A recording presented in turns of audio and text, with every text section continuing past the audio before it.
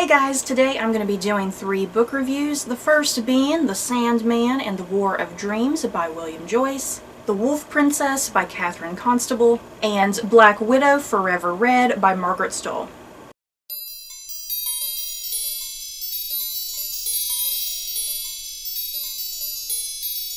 The Sandman and the War of Dreams is book 4 in the Guardian series by William Joyce. We are introduced to the mysterious, silent, but lovable Sanderson Mansnoozy, who joins the Guardians to help save Catherine, who has been kidnapped by Pitch and Mother Nature before she is trapped in the world of nightmares for all eternity. I really adore this series of books. I have previously read and reviewed the first 3 books in this series, so if you want to know my thoughts on those first 3 books, I highly suggest you go check out that review. And yeah, for the sake of this review, obviously I'm not going to go into any sort of spoilers since this is book 4. But yeah, I simply just adore this series. There's just something really charming and whimsical and magical, and something about William Joyce's writing. I even mentioned this in my review for the first 3 books.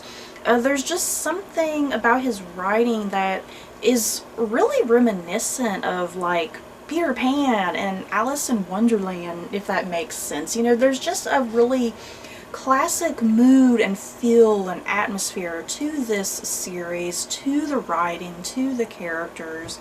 But I do gotta say, this 4th book in the series, even though it was good, it was fine, it was okay, it is definitely not my favorite in the series. I was actually kind of pretty disappointed with this book once I got to the very end, and then I found myself going, wait, that's it? So, don't get me wrong, I still loved what was going on for the most part. I still love the story, I still love the characters. But yeah, once I kind of reached a certain point in the narrative, I kind of started realizing, wait a minute, there's really nothing actually going on. If anything, a lot of this book is told through backstory. Because we're introduced to Sanderson Mansnoozy, which is just a pretty hilarious name for the Sandman, yeah guys, or Sandy as he's called.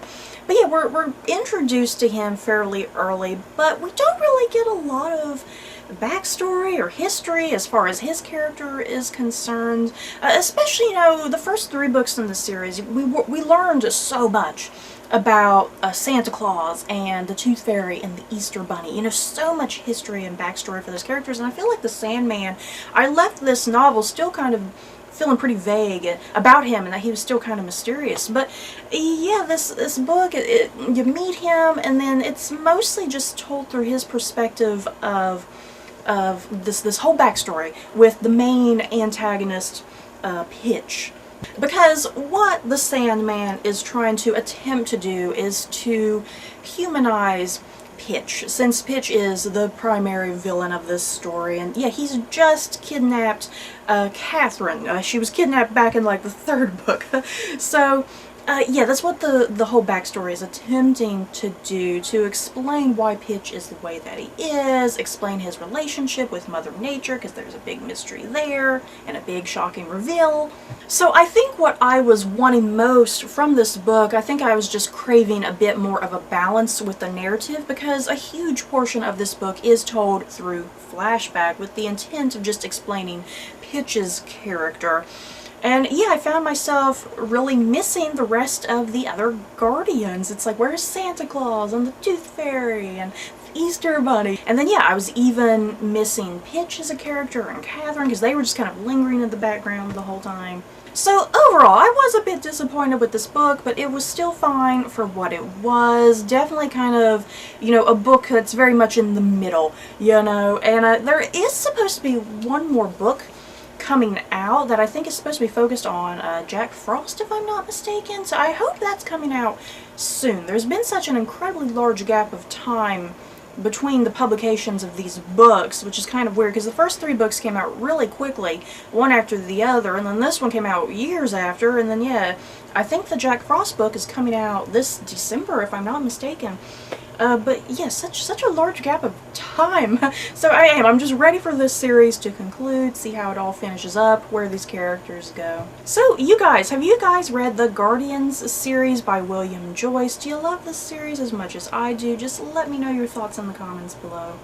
The Wolf Princess by Catherine Constable follows Sophie Smith, a young girl with no past, but she dreams of a fairy tale life. One day, on a school field trip, Sophie and her two best friends find themselves traveling deep into wintry Russia, where they are rescued by a mysterious princess, and they are taken to a palace that was once grand a long time ago. But there is something strange going on, things that Sophie can't explain, and Sophie begins to suspect that she is in far more danger than she ever thought.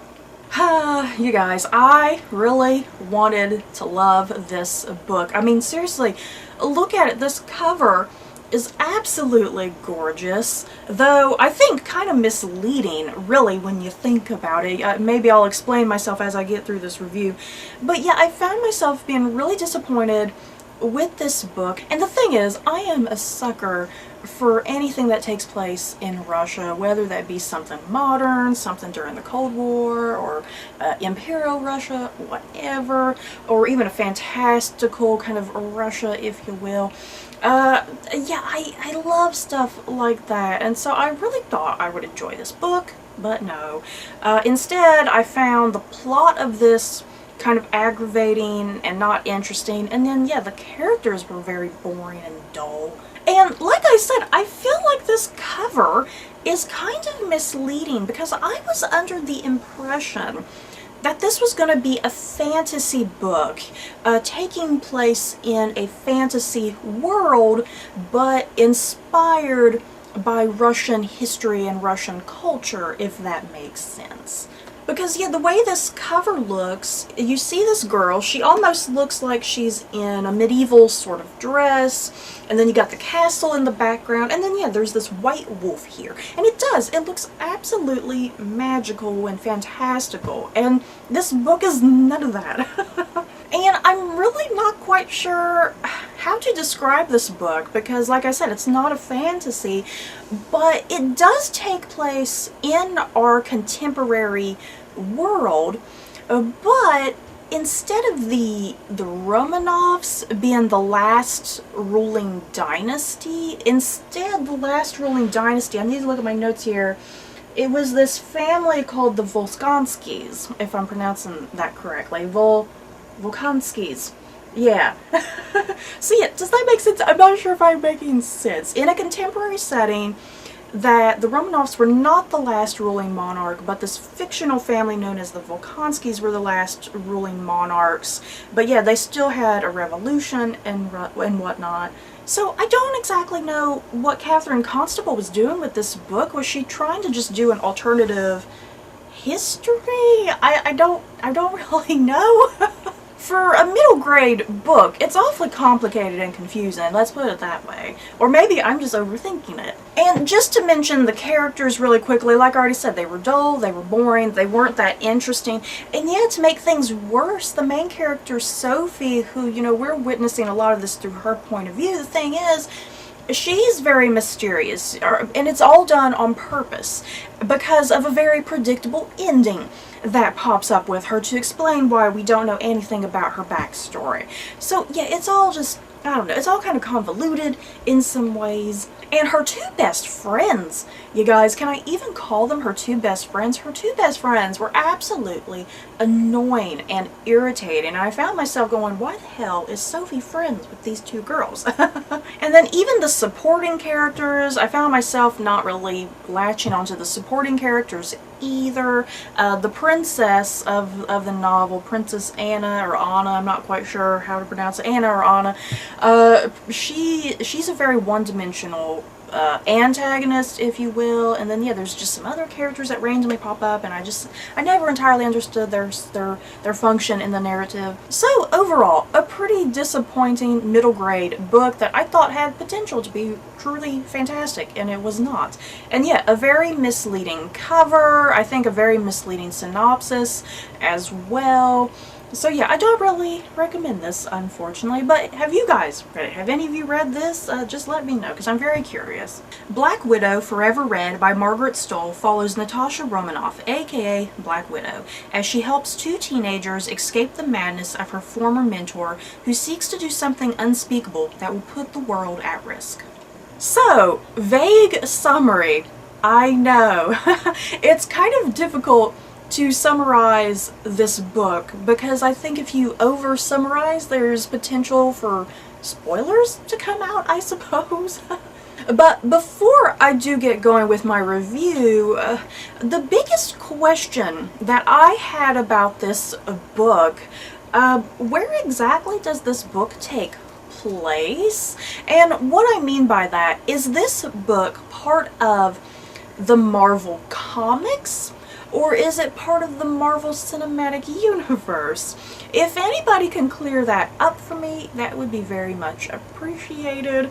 And the reason why I'm questioning that is because there is a character who is alive in this book that died in one of the movies, and I'm not going to spoil that, just in case you've never seen one of the movies in particular that I'm talking about.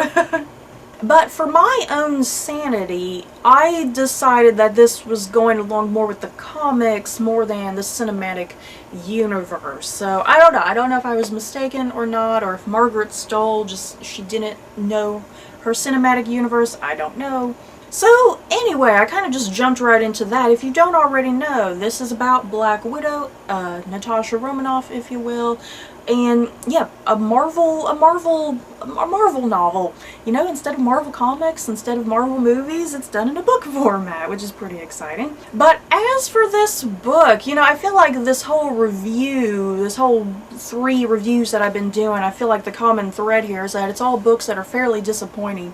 And this was a fairly disappointing book as well. I mean, it had some nice elements to it. It was a really quick-paced book.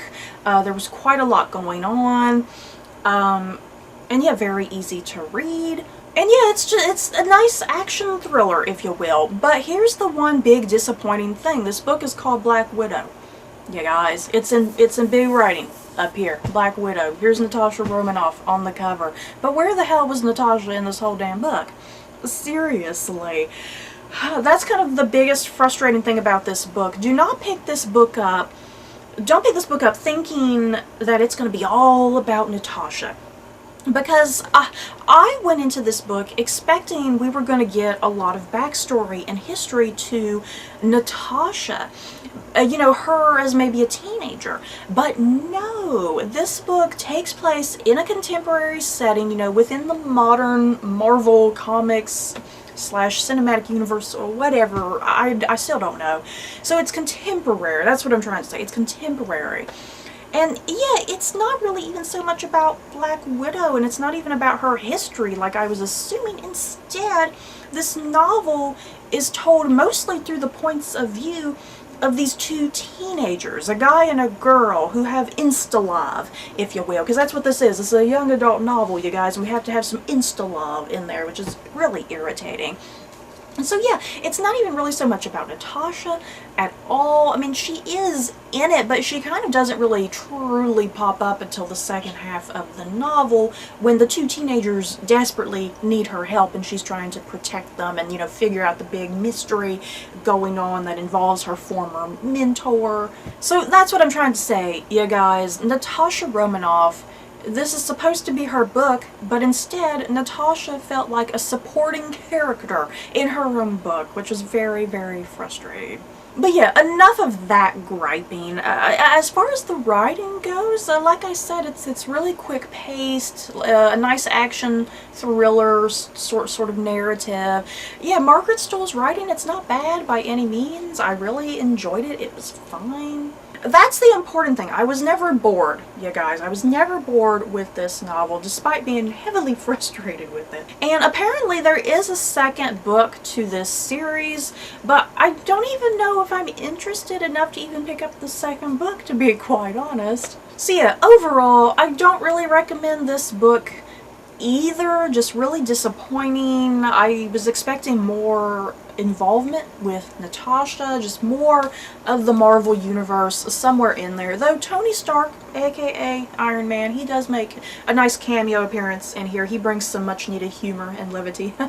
So yeah, I'm very curious. Have you guys read Black Widow at all? Am I crazy and not liking this book? Just let me know down below.